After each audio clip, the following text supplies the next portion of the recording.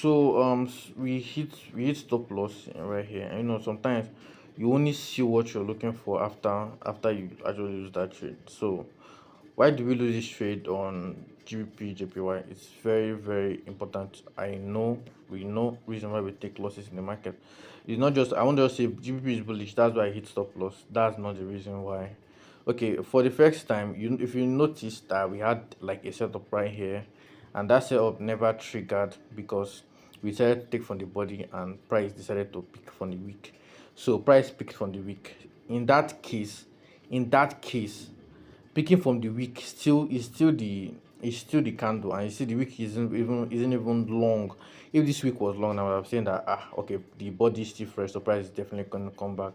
So this other block has been mitigated. Now the only mistake I made is I was waiting for the price to still come back to that other block.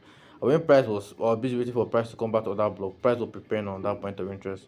Okay, let's watch this break of structure. What do we have again? What do we have after that break of structure? What can you see? Obviously you can see this, and this is the first pullback, and this is the first pullback. Which point of interest are you seeing after that first pullback?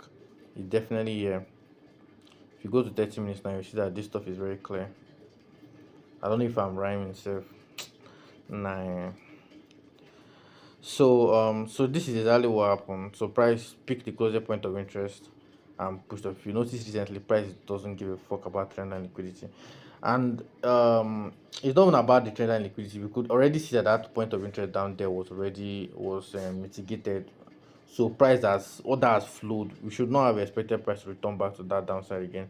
Instead of me to waiting for price to come back down there, I would have just instead take an entry from here and TP at that high. So this is a trade would have taken from 12. Okay, this is trigger around 12 midnight, I think so.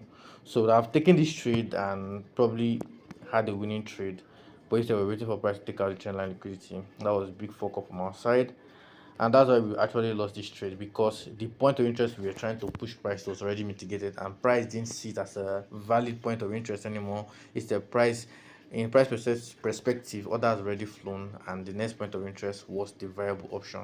You can see that this would have not been the point of interest. This would have not been the point of interest. This is liquidity, would not been the point of interest. Why? Because see this break of structure, and after this break of structure, what do we have next? We had this at the first pullback, very obvious, but we didn't see it. So I'll just mark it out as missed trade in my trading view.